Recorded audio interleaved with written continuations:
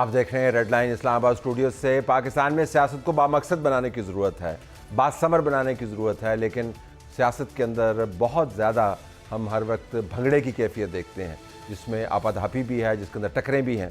क्या पाकिस्तान की सियासत किसी अच्छी करवट बैठ पाएगी? इसका ताल्लुक पाकिस्तान की सियासी जमातों के अंदरूनी हालात से है। तो आज हम पाकिस्तान मुस्लिम लीग नून की भी बात करेंगे और पाकिस्तान तहरीक इंसाफ की भी बात करेंगे।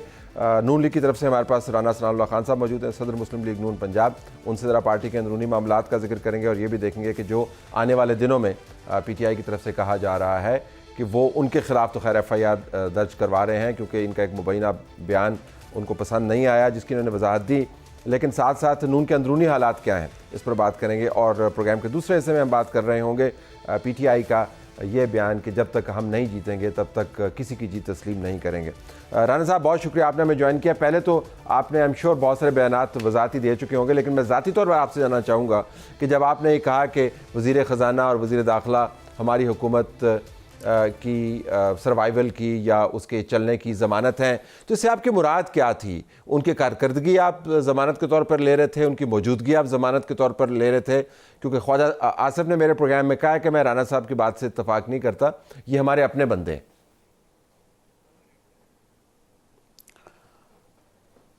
देखें, जो कोलिशन गवर्नमेंट होती है वो क्योंकि मुख्तलिफ सियासी जमातों या मुख्तलिफ जो ग्रुप्स होते हैं, तो उनकी जो है वो आशीर्वाद जो है वो उस कोलिशन गवर्नमेंट के स्मूथ और कामयाब होने या चलने के लिए ज़रूरी होती है। तो उसमें सबको जो है वो अकोमोडेट किया जाता है। अब मिसाल के तौर पे जरदारी साहब को जो प्रेसिडेंट हाउस में हमने बैठाया है, तो ये अपनी हुकूमत की मजबूती और जो है वो स्मूथ जो है वो रनिंग के लिए बैठाया है ना। इसी तरह से किसी को हम किसी सूबे का गवर्नर भी बनाएंगे, इसी तरह से कोई किसी जगह पे चेयरमैन बनेगा। तो ये सारे मामला जो हैं, ये सारे जो है वो उनकी बुनियाद तो यही होती है। अब उसको तस्लीम करना या ना करना वो ठीक है, वो ख्वाजा साहब की जो है वो अपनी राय है। लेकिन मैं ये समझता हूँ कि ये दोनों साहिबान जो हैं, इन साहिबान की वजह से हुकूमत की जो डे टू डे और अदरवाइज़ जो फंक्शनिंग है उसमें बड़ी आसानी रहेगी।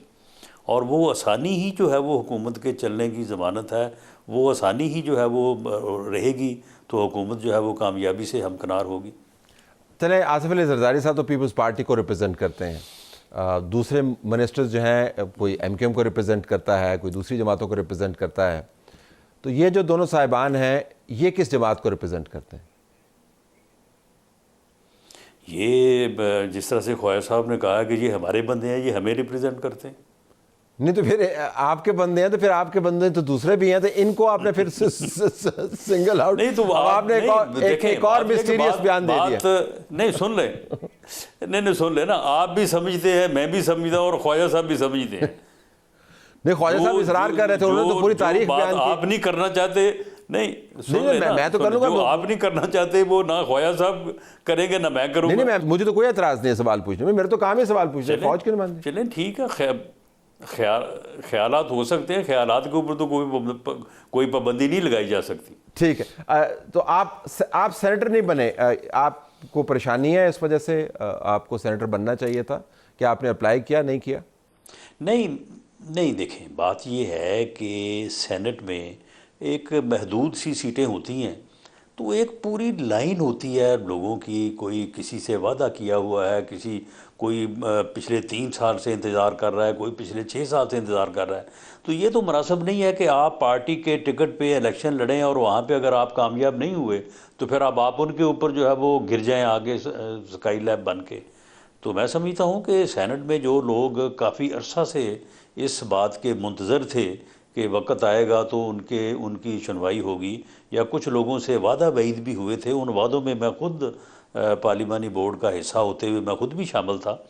तो मेरा ख्याल है कि अगर वो तमाम वादे और तमाम जो है वो मामले पूरे होते और उसके बावजूद भी कोई जगह होती तो फिर ठीक है, फिर कोई ऐसी बात नहीं है कि वहाँ पे जाने में कोई ममानत है। तो ऐसी सूरत वहाँ पे बड़े प्रेशर्स थे और वहाँ पे काफ़ी एक लंबी लाइन थी, बल्कि मेरा ख्याल है कि उसमें से भी कुछ लोग जो है वो रह गए हैं अभी। पंजाब के मामलात में भी हम आपसे डिस्कस करते हैं, लेकिन मरकज़ में जहाँ पे मैं बैठा हुआ हूँ वहाँ पर शहबाज शरीफ साहब की हुकूमत के पहले चंद फैसले हैं जिनमें से इरसा चेयरमैन को उनको तब्दील करना पड़ा, फिर इकनॉमिक कोऑर्डिनेशन कमेटी के सरबराह को उनको तब्दील करना पड़ा, वज़ीर ख़जाना को वहाँ पर लाना पड़ा। इसहाक डार साहब जो हैं उनको फाइनेंस मिनिस्टर नहीं बनी, चले वो तो हमने देख लिया कि वो क्यों नहीं मिली उनको। तो लगता है कि बहुत हड़बौंग है आप कि आपने निज़ाम चलाना कैसे है। जिस आसानी का आप जिक्र कर रहे हैं वो इतनी आसानी से आपको मिल नहीं रही है। ये इंप्रेशन ठीक है या गलत है? ये दो तीन चीज़ें जो जिनका आपने जिक्र किया है उससे थोड़ा जो है ये जो है जायका जो है वो तल्ख हुआ है। लेकिन जो बात हम इससे पहले कर रहे थे तो वो उसका मकसद तो यही है ना कि ये मामला जो है ये सबूत तरीके से जो है वो चले।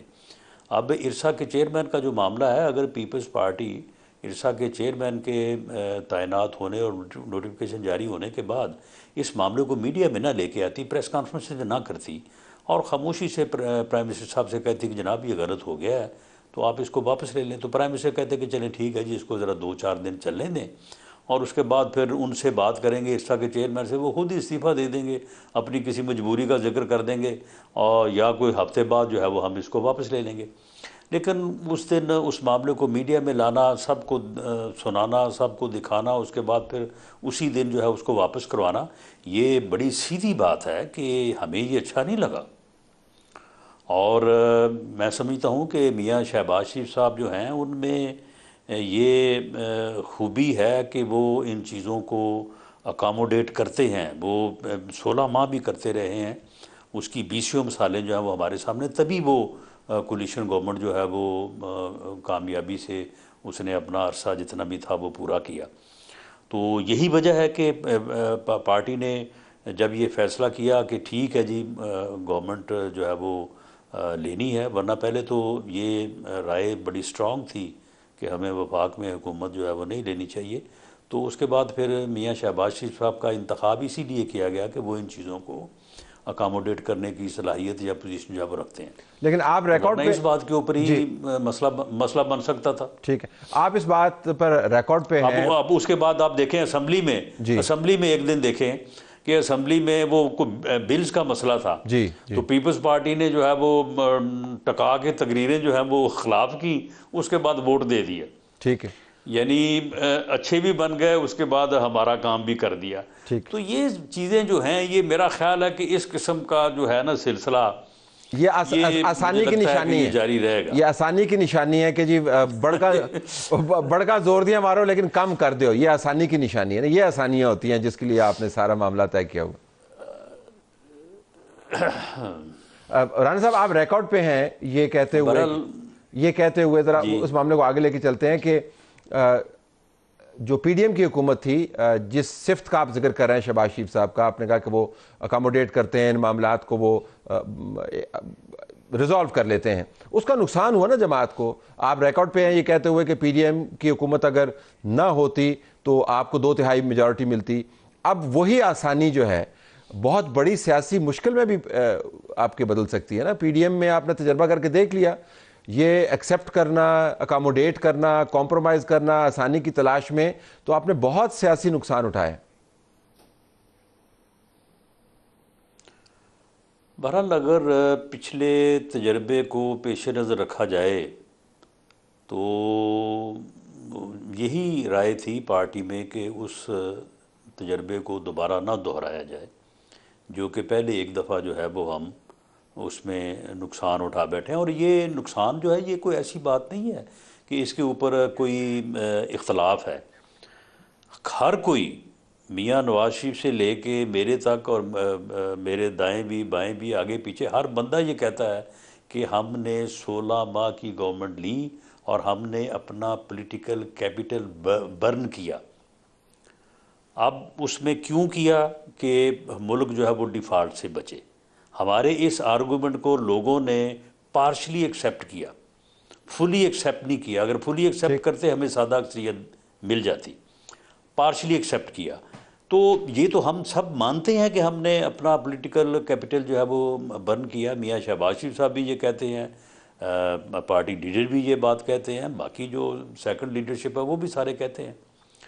तो अब भी जो है, जो हम अपना पॉलिटिकल कैपिटल जो है वो तो बर्न होगा। अब जो मामलात आगे चलेंगे, जब टैक्सेशन होगी, बाकी मुश्किल तरीन फैसले, देखें ना जी, अब जब हम कहते हैं कि मुश्किल तरीन फैसले, तो मुश्किल तरीन फैसले वो किसके लिए हैं? लोगों के लिए है ना। तो मुश्किल तरीन फैसले करेंगे, तो मुश्किल तरीन फैसले जब कोई भी हुकूमत करती है तो अपना पॉलिटिकल कैपिटल ही बर्न करती है। लेकिन उसके नतीजे में अगर मुल्क जो है, अगर वो इस मुआशी दलदल से निकल आता है, तो फिर हमें ये उम्मीद है कि फिर लोग हमें, हो सकता है चलो अप्रिशिएट करें, हमें हार डालें, हमारी तारीफ़ करें, या हमारी गलतियां जो है वो माफ़ कर दें। लेकिन अगर ऐसा ना हुआ तो फिर यकीनन इसमें कोई शक नहीं है कि हम पहले से ज़्यादा नुकसान में जाएंगे। पहले से ज़्यादा नुकसान का मतलब ये है कि इससे भी बुरे हालात बन सकते हैं, जिसका मतलब ये है कि आप सियासत से आउट हो जाएंगे, आपकी जमात, अगर आपको वैसे नुकसान उठाना पड़ा उस तरीके से। जो जिस उम्मीद से आप सियासत के अंदर आए हैं कि पाकिस्तान को तब्दील करेंगे, 2/3 अक्सरियत होगी, नवाज शरीफ आएंगे, हर पास से टोल वजनगे, तो अब दोबारा ही अगर वही हालात बन रहे हैं राना साहब, तो इसकी कॉस्ट तो बहुत बड़ी होगी ना। बतौर सियासतदान आपको फिक्र तो होगी कि नहीं? देखिए, पूरी फ़िक्र के साथ हम पूरी जदोजहद जो है वो करेंगे, और पूरा जो है वो अपनी कमिटमेंट के साथ जो है वो कोशिश करेंगे। तो बाकी फिर आगे कामयाबी और नाकामी जो है वो तो फिर अल्लाह के हाथ में है। बिल्कुल। टुवर्ड्स द एंड मैं थोड़ा सा इमरान खान के बारे में पूछना चाहूँगा कि आपने बहुत सख्त हाथ रखा है इमरान खान के ऊपर। आपका एक हालिया बयान भी चला जिसके ऊपर कल भी पीटीआई की तरफ से बयान जारी हुआ कि हम आपके ख़िलाफ़ जो है एक एफआईआर दर्ज करवाएंगे। उनके लॉयर जो है वो थाने के बाहर खड़े रहे, तो उन्होंने पूरा हंगामा खड़ा किया। आपने जो वजाहत दी कि मैंने तो सियासी बयान दिया था, उसका कोई असर नहीं हुआ। तो ये इमरान खान सेंटर्ड जो आप बयान देते हैं, वो आप उसके नताइज आपके लिए कोई अच्छे नहीं निकल रहे ना। अब एफआईआरें दर्ज होंगी आपके खिलाफ।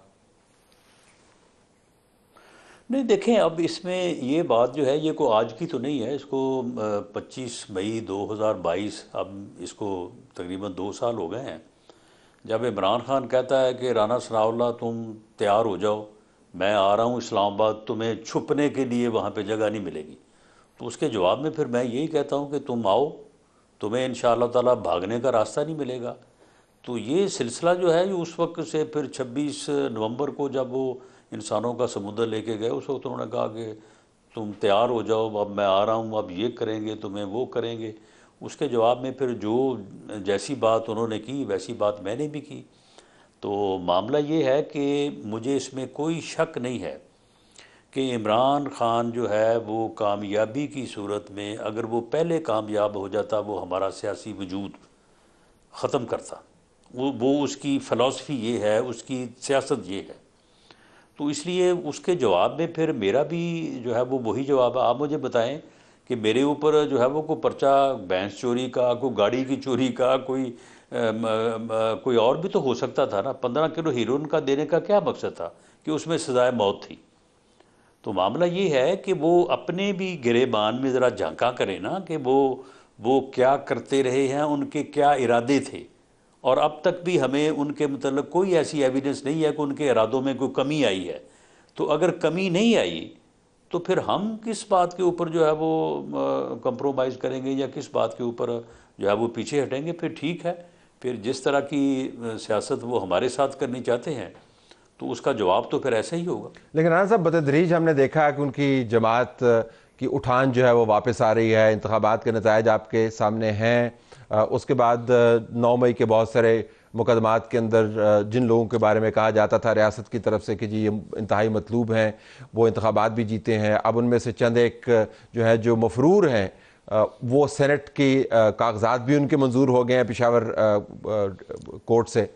तो उनकी जमात की उठान तो जारी है। तो वो तो लगता है कि ट्रंप की तरह उन्हें वापस आ जाना है। देखें, जो 9 मई के बाद जो उनकी प्रोसिक्यूशन हुई है, जो उनके ख़िलाफ़ स्टेप्स लिए गए हैं, मेरी ज़ाती दानिश या राय के मुताबिक उनकी वजह से जो है वो उनको पहले भी और उसके बाद फिर इलेक्शन में भी उनको फ़ायदा पहुंचा है।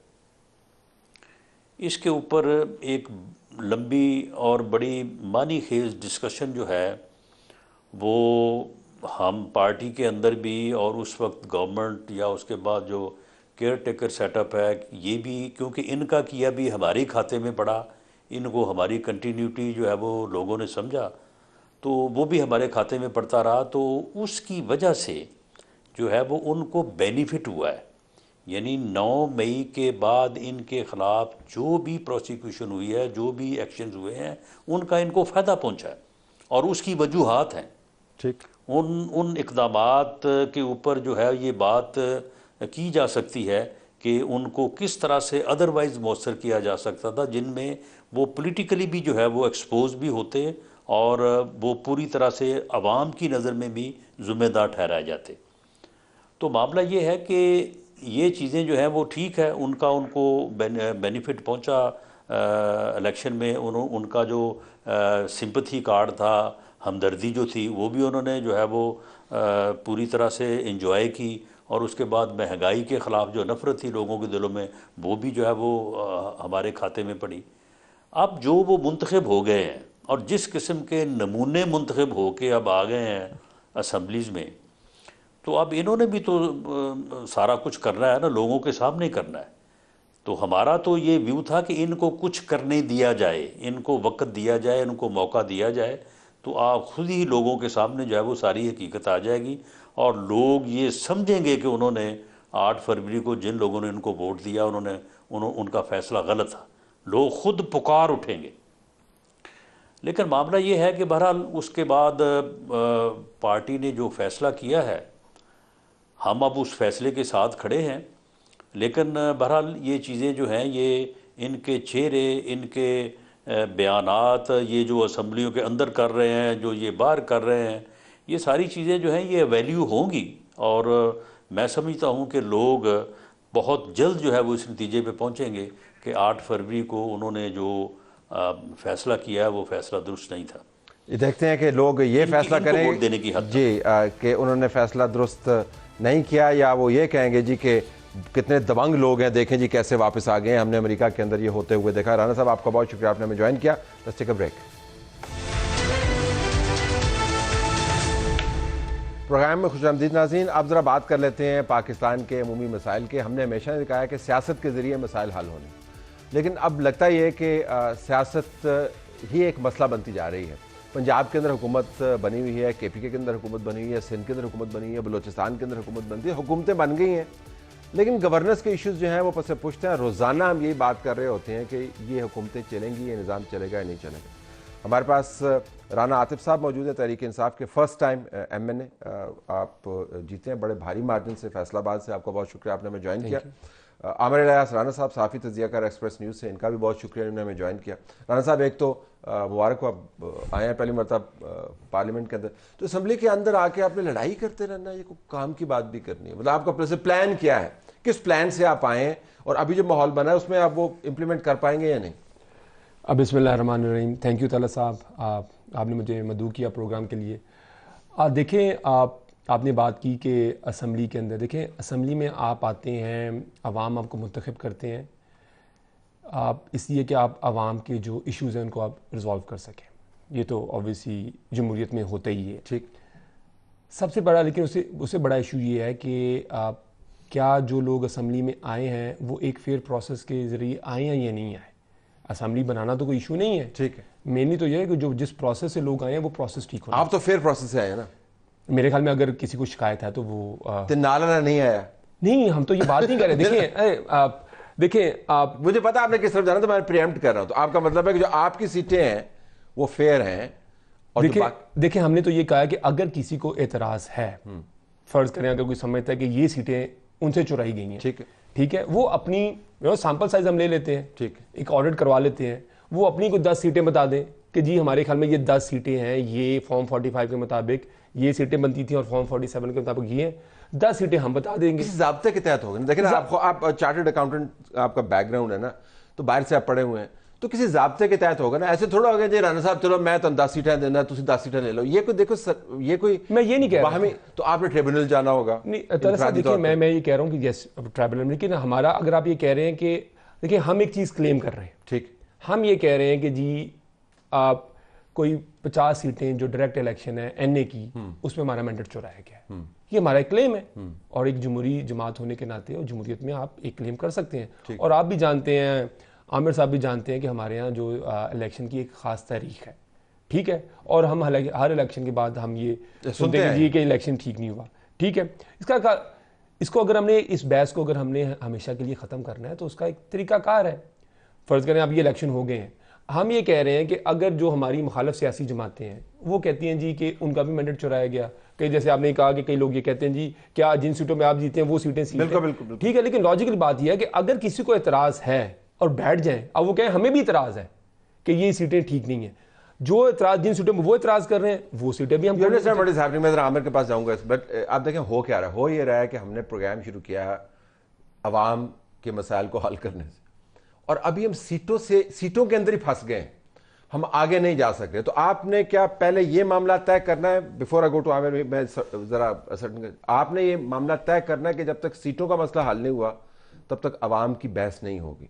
नहीं, हम तो ये बात नहीं कर रहे। देखिए हम तो ये बात करें, ये दोनों चीज़ें कंकरेंटली हो सकती हैं, ठीक है। इसका मतलब ये नहीं है कि हम हुकूमत को ये कह रहे हैं कि वो जो अवाम, और जैसे भी हुकूमत बनी है कि हम नहीं कह रहे कि अवाम के मसाइल हल करें, वो तो हुकूमत की जिम्मेदारी है, ठीक है। लेकिन हमारे साथ ये जिम्मेदारी ये भी है कि एक जमहूरी प्रोसेस है, जो एक आइनी प्रोसेस है, अगर हम उसके ऊपर अगर हम आवाज़ नहीं उठाएंगे, जहाँ पर जिन लोगों ने मैंडेट दिया है, अगर वो लोग असम्बली में नहीं आएंगे तो लोगों के जो मसाइल हैं वो कैसे हल होंगे। हमारा तो ये पॉइंट है पहला। उसके बाद ऑब्वियसली फिर हम हुकूमत को अकाउंटेबल भी करेंगे, उनकी परफॉर्मेंस के ऊपर भी, उनकी गवर्नेंस के इश्यूज़ के ऊपर भी। और जो आप जानते हैं कि पिछले जो 16 माह हैं और बिलखसूस जो पीडीएम की हुकूमत थी और वो इसकी जो कंटिन्यूशन है उसमें हम जानते हैं, उसके उस पे आते हैं अभी। तो from one Rana to another Rana, तो ये ज़रा बताएं कि ये बहस तो फिर पाकिस्तान में कभी ख़त्म नहीं होगी। राना साहब ने जो बात कही है ना, वो देखने में सुनने में अच्छी लगती है कि जी 10 इधर से 10 उधर। आपने कहा कि कोई तरीकाकार होगा।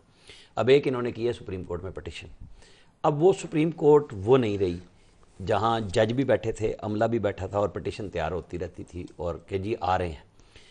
अब वो 184(3) में भी नहीं जाती, ठीक, क्योंकि कादी फायद ईसा ने खुद एक फ़ैसले में लिखा कि जो कमीशन बनाना है वो गवर्नमेंट का काम है, हमारा काम नहीं है। तो फिर, और ये अता बंदयाल साहब ने उनको केस भेजा था, उस पर उन्होंने ये फैसला किया था चीफ जस्टिस बनने से पहले। अब इशू ये है कि जो इन्होंने पटिशन की है उसका जवाब तो हम बज़ाहिर तो हमारे सामने है। इनकलाब आ जाए, कुछ और हो जाए तो जी ठीक है जी, क्योंकि एक दफ़ा गवर्नमेंट ने बनाया 2014 में कमीशन, उसके नतीजे में क्या इन्होंने धांधली की गिरदान ख़त्म कर दी थी। या तो कह देते कि जी चूँकि हमने किया था वो 35-55 वाला ज़माना था और वो 4 हल्कों वाला था। अगर उस वक्त ये मान जाते तो शायद आज इनकी उस बात में लोग ज़्यादा यकीन करते कि जी हाँ, फिर आप चूँकि उस वक्त मान गए थे तो आज आप फिर मुतालबा कर रहे हैं। ये तो जब भी मैं गवर्नमेंट से बाहर हूँ तो ये मेरा मुतालबा है। अब जो बात है गवर्नेंस की, मैं तो बड़ा क्लियर हूँ जी इस मामले पे कि खान साहब को रिलीफ अदलिया ने पहले भी बेपनाह दिया है, अब भी मिल रहा है, इस सेंस में कि सज़ाएं 3 अगर इकट्ठी मिली। उनका बयानिया तो ये है कि इमरान खान को तो फारिग किया, मैं यही कह रहा हूं, कौन सा उनको रिलीफ अगर 3 सज़ाएं कहते हैं निजाम सारा हमारे, ये सारा वोट उसका ही मिला है जो 3 सज़ाएं एकदम हो गई, ठीक है, वो वोट मिला। और अब अपीलें जहां लोगों वो तो आप कैसे ने पुट्ठी पै गई ना, मतलब ये तो 2 साल नहीं लगते थे केस अपील, यहां मेरिट पे डिसाइड होने जा रहा है साइफर केस। यानी स्टेट का बयानिया 9 मई का कहीं रह गया और साइफर का केस अलग से डिसाइड होने जा रहा है, जो आज हाई कोर्ट की मैंने प्रोसीडिंग देखी है। वो तो अब ये नहीं हो रहा, टू बी फेयर, पहले था सजा रिलीफ नहीं है, नहीं, लेकिन इनको फायदा हुआ, फायदा तो हुआ, बट सजा और जमानतें जितनी हुई, जितनी भी जमानतें खान साहब की फकीदुल मिसाल हुई, पर्चे भी हुए, जमानतें भी हुई। अब असल इशू ये है कि जो बात अवाम की है और मसला हल करना है, जो आपने कहा कि असम्बली में लड़ने गए हैं, उस पार्लियामेंट में ही बैठना पड़ेगा। वहीं बैठ के आइंदा के किसी इलेक्शन को अगर आपने ठीक करना है, देखे ना 13 में कहा जी आरओ का इलेक्शन है, 18 में कहा जी कि ये आरटीएस का इलेक्शन है, आज दूसरा कि जी ये 9 फरवरी का इलेक्शन है। हम यही बताते रहेंगे लोगों को कि जी हम इस तरह का इलेक्शन कराते हैं? तो जब सब ने डज खा ली है तो फिर इन सबको ही बैठना पड़ेगा कि जी आप कोई ऐसा सिस्टम बना लें अपना कि जी ना अदलिया आए, ना फौज आए, ना सिविल ब्यूरोक्रेसी आए, ना मीडिया के टाइकून्स आए जो फैसले कर लें कि हमने बहस इस तरह की गंदी करा देनी है। ठीक, अब जरा राना साहब जरा आते हैं गवर्नेंस की थोड़ी सी बात करते हैं, unless you want to respond to what he is saying. हमने पीडीएम की हुकूमत को बड़ी तनकीद उनके ऊपर होती है, बल्कि उनकी जमातों का अब खुद भी कहना है, राना सनाउल्लाह का मैं एक बयान देख रहा था, उन्होंने कहा जी कि अगर हमारी पीडीएम की हुकूमत ना होती तो हमें 2/3 वोट पड़ जाते। तो पीएमएलएन के अंदर भी बड़ी ये ख्याल है कि पीडीएम की हुकूमत ने बड़ा अपने साथ हाथ किया, लेकिन उससे पहले आपके बुज़दार साहब भी थे। तो आपका जो मॉडल है गवर्नेंस का, वो या हम केपीके से लेंगे या हम पंजाब से लेंगे, जिसका मवाजना करेंगे हम पीडीएम के साथ या दूसरी हुकूमतों के साथ। ये कोई अच्छे मॉडल नहीं है, मतलब गिव एंड टेक, आप 10% ऊपर चले जाएं, कोई बड़े अच्छे मॉडल नहीं है। देखें तला साहब, देखें पहले तो आमिर इलियास साहब ने एक बात की कि देखें जी पार्लियामेंट के अंदर तमाम मसाइल हल होने चाहिए। बिल्कुल दुरुस्त बात है, मसाइल तो पार्लियामेंट के अंदर ही हल होने चाहिए, लेकिन मैं फिर उस बुनियादी नुक्ते पे आ रहा हूँ। बुनियादी नुक्ता ये है, क्या वो जो पार्लियामेंट है वो पार्लियामेंट लोगों की उमंगों की तर्जुमान है? क्या ये वो पार्लियामेंट है जिसको लोगों ने मुंतखब किया है? ये एक फंडामेंटल क्वेश्चन है। आप ये बात बिल्कुल सही कह रहे हैं कि हर इलेक्शन के बाद ये होता है। देखिए हमने तो, हमारी हुकूमत ने 2021 के अंदर हमने तो कहा कि आप रिगिंग के जो भी, और बिल्कुल ठीक है कि पाकिस्तान में आप हर इलेक्शन के बाद ये होता है कि कहा जाता है, और राइटली कहा जाता होगा। हमने कहा जी आप ईवीएम लिए, ठीक है, उसके ऊपर हमें बड़ी तनकीद का सामना करना पड़ा जी कि ईवीएम क्या है। पूरी दुनिया के अंदर एक जब आप एक चीज़ करते हैं उसके अंदर थोड़े बहुत कंट्रोल्स के इशू होते हैं पूरी दुनिया में, पर आप उसको कंट्रोल्स को कवर करते हैं, इसका मतलब ये नहीं होता कि वो चीज़ ही गलत हो जाती है। यहाँ पे कहा जाएगी पता उसके अंदर फलाना मसला हो जाएगा, फलाना मसला हो जाएगा, लेकिन आज हम देख रहे हैं कि उस अगर वो ईवीएम होती तो हमारा आज का जो आज इलेक्शन है उसके ऊपर उंगलियाँ कम उठाई जाती हैं, और जो हुई तो उसको हम इम्प्रूव कर लेते। अगली बात आपने की गवर्नेंस की। देखें आप आजकल इंफॉर्मेशन टेक्नोलॉजी का दौर है। अब आप सब लोगों को पता है कि किस हुकूमत की क्या परफॉर्मेंस थी, क्या परफॉर्मेंस नहीं थी। पहले तो जी ये है कि जब लोग ये कहते हैं, मैं बड़ा उम्मीद तौर पे ये सुनता हूँ कि आप पीटीआई की हुकूमत देखिए, हमारी 3.5 साल हमारी हुकूमत रही है, 1-2 माह ऊपर नीचे होंगे। तकरीबन अगस्त 2018 में बनी और अप्रैल 2012 में मार्च में हमारी केपी में 9.5 साल थी। ठीक है जी, पहले तो मैं उस पर आ जाता हूँ आपकी फेडरल और जो आपका पंजाब की हुकूमत है। देखें जिन हुकूमतों ने 35-40 साल, अगर ये इन्होंने अवाम के मसाइल इतने हल कर दिए होते तो हमने किस चीज़ को आगे हल करना था, ठीक है ना। इसका मतलब ये पहले लोग ये एक्सेप्ट करें कि पहला तो जो मॉडल था वो तो गवर्नेंस का मॉडल फेल्ड मॉडल। लेकिन आपके पास कथा कलामी आप कंटिन्यू कीजिएगा, आपके पास बहुत अच्छा मौका था कि आप एक नया मॉडल मुतारफ करवाते हैं, ताकि हम कहते हैं कि 3.5 साल में ये धांसू चीज आई है।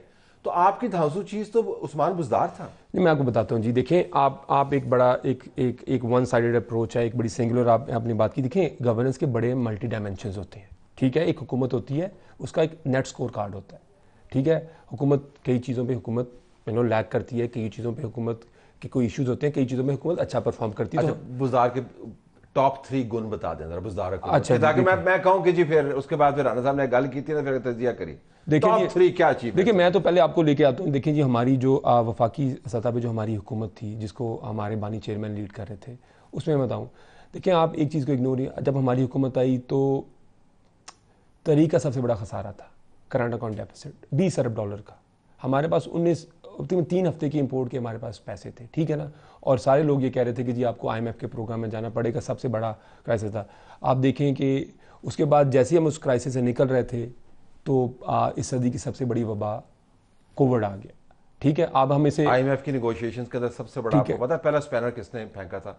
वो आपके जो थे फास्ट बॉलर बहुत तेज, इमरान खान साहब के जल उमर के जो बेटे हैं, उन्होंने फेंका था। उनको आपको हटाना पड़ा था, मतलब आपने 6-7 महीने जो है, और वो रिकॉर्ड का हिस्सा, तो आपने वहां से उछल के आप चले गए कोविड के ऊपर, पर जो economic management was not really great. मैं देखिए वो तो देखें, वो सब चीज़ें देखें, वो नंबर्स के अंदर ट्रांसलेट होंगी, ठीक है ना। अब हम अगर आपकी बात को मान भी लिया जाए, मैं अगर बीच में छोटा सा जी, असद उमर के ऊपर तो इल्ज़ाम आ गया ना। खान साहब का अपना फिक्रा हॉन्ट कर रहा था कि मैं खुदकुशी कर लूँगा, IMF के पास नहीं जाऊँगा। और जब 1.5 साल बाद मुझे याद है PM हाउस में एक प्रिंट मीडिया की ब्रीफिंग थी और इलेक्ट्रॉनिक मीडिया के लोग थे, लाइव नहीं थी वो, उनसे पूछा गया कि आपको रिग्रेट सबसे ज़्यादा किसका है, तो उन्होंने कहा मुझे IMF के पास फ़ौरन ना जाने का। देखिए आप सॉरी, आपने आमिर साहब ने मेरी बात इंटरप्ट कर दी। देखिए अगर आप मुझे जुमला मुकम्मल करने देंगे तो शायद मेरा एक पॉइंट ऑफ व्यू आ जाए। You might not agree with that, ठीक है। तो उसमें हुआ जी कि ऑब्वियसली खान साहब का जो पॉइंट ऑफ व्यू था, वो जो इकोनॉमी की ये हालत कर गए थे, ठीक है ना, तो उसके बाद IMF के पास जाना नागुज़ीर हो गया था। अच्छा, उसके बाद हम आ जाते हैं जी, देखें 21-22 की और 20-21 की और 20-21 और 21-22 का जो इकोनॉमिक सर्वे ऑफ पाकिस्तान है, 20-21 की हमारी इकोनॉमिक ग्रोथ थी 6%। देखिए हर चीज़ नंबर में ट्रांसलेट होएगी, ठीक है ना। अब क्वालिटेटिव हम यहाँ पे बैठ के एनालिसिस करना शुरू करते हैं, उसके लिए हमें 2 दिन लग जाएंगे। और 21-22 की जो इस हुकूमत ने इकोनॉमिक सर्वे छापा, हम अप्रैल में गए, जून में इन्होंने जो सर्वे छापा है जुलाई के अंदर, उसमें 6.3% है। और आपको पता है पिछले 2 साल से हमारी इकोनॉमी कॉन्ट्रैक्ट कर रही है।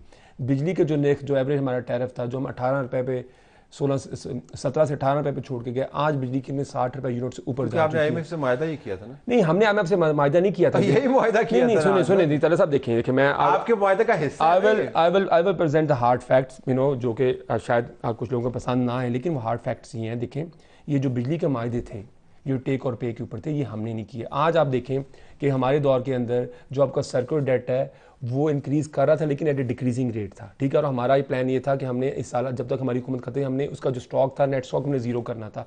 आज आप देखें, इस साल आप देखें कि जो आपकी कैपेसिटी पेमेंट है, देखें ये नूनी वाले क्रेडिट तो लेते हैं कि हमने बिजली, और उन बिजली के मायदों की वजह से ही आज पाकिस्तान यहाँ खड़ा है कि आपने 41,000 मेगावाट आपने लगा लिया, ठीक है।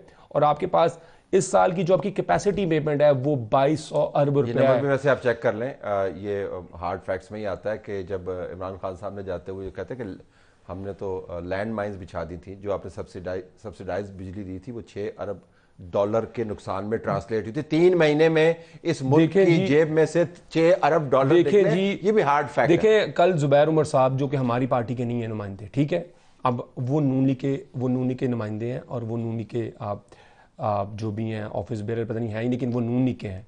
उन्होंने कहा कि जब PTI की हुकूमत छोड़ के गई, पाकिस्तान में किसी किस्म का कोई इकोनॉमिक क्राइसिस नहीं था। हम छोड़ के गए, जहाँ एक्सपोर्ट हम छोड़ के गए, देखिए नहीं मैं उनके जो हम जहाँ पे एक्सपोर्ट हम छोड़ के गए, वहाँ से $4 बिलियन की एक्सपोर्ट इन्होंने काम की, ठीक है। अब हर चीज़ अगर आप PTI पे डाली जाए, मेरा ख्याल है अगर 3.5 साल की परफॉर्मेंस को आप ये कह रहे हैं कि जो पाकिस्तान में पिछले 50 साल की जो मिस गवर्नेंस है, और उसको आप एक साइड पे रख रहे हैं, और 3.5 साल की आप इक्का दुक्का अगर जो भी प्रॉब्लम है, और उसके बावजूद और $4 बिलियन हमारी remittance Giri, despite the fact कि आपको पता है जब एक्सचेंज रेट डेप्रिशिएट करता है तो आपकी रेमिटेंस बढ़नी चाहिए और आपकी एक्सपोर्ट बढ़नी चाहिए। इन्होंने एक्सचेंज रेट भी नीचे कर दिया और हमारी एक्सपोर्ट भी नीचे कर दी। तो हमारे इनका मानना पड़ा जी कि एक तो हमारे साथ सियासी तौर पे ज्यादती हुई है, हमें गलत निकाला गया है, हमारी परफॉर्मेंस बेहतरीन थी, दूसरों की निस्बत we have delivered the goods. अब ये काफ़ी एक खुशनुमा किस्म का बयानिया है कि हकायक जो भी हो। तो योर टेक ऑन दिस। देखें, इसमें ना सिर्फ अगर फरवरी 22 में इमरान खान साहब ने जो IMF का मुआहदा तोड़ा, जो किया था उन्होंने, जिसमें बिजली, गैस, पेट्रोल, डीजल सब पे उन्होंने कमी कर दी थी, उसका जवाब वो जो शहबाज शरीफ कहता है ना कि घुटने रगड़ने पड़े। जब आप हुई वो इमरान खान और IMF की MD के दरमियान में मुआहदा नहीं था, वो IMF और पाकिस्तान के दरमियान में मुआहदा था। मुल्क का ट्रस्ट बिट्रे हुआ तो उसके बदले में फिर ये हम सब भुगत रहे हैं, उन्होंने भी भुगत लिया है। PDM की पहली गवर्नमेंट के नतीजे में जो वोट बैंक के उनके साथ हुई है, जो ज़ाहिर है एक आम आदमी पे करता है ना, बड़ों को तो फ़र्क नहीं पड़ता, वो उन्होंने भी पे किया। लेकिन बुनियाद वही थी कि जब आपको पता लग गया कि मैं जा रहा हूँ, आपने डाला अमेरिका पे, वो पॉलिटिकली आपने ठीक खेल लिया। लेकिन पाकिस्तान की इक़्तिसादी भट्ठा बैठने का अमल वो है जो आपने दुनिया से मुआहदा तोड़ा और आप पे ट्रस्ट कोई नहीं करता। जब आपसे ट्रस्ट नहीं करता, इन्होंने आके ये इलेक्शन कराने के चक्कर में थे कि गवर्नमेंट बनाएं ना बनाएं, उसने वो पोजीशन पैदा की है जो आज फिर आप और हम फंसे खड़े हैं कि आप एक नया मुआहदा करना है, उससे पहले IMF आपसे वो चीज़ मनवा रहा है कि उन्हें पैसे लेने हैं। वो तो खैरात तो नहीं दे रहे, उन्होंने तो अपना सूद ही लेना है, उसमें उनका कारोबार चलता है। लेकिन इनका बयानिया इससे बड़ा स्ट्रेंथन होता है जब ये नंबर्स की बात करते हैं और IMF के मुआहदे की मसाइल की बात करते हैं जो आवाम को भुगतने पड़ रहे हैं। तो लोग ये नहीं देखते कि किसने क्या किया था माजी में, लोगों को आज के हालात से गरज है। तो PDM वाले तो अब खुद मानते हैं कि हमने हुकूमत लेके बहुत बड़ी खर्च मारी थी। देखे ना, वो बात मैंने भी वही कही कि उसका नुकसान, ये जो रियासत बचा रहे थे, अपनी सियासत ख़त्म कर बैठे ना, जो रिजल्ट आया है वो उस महंगाई का है।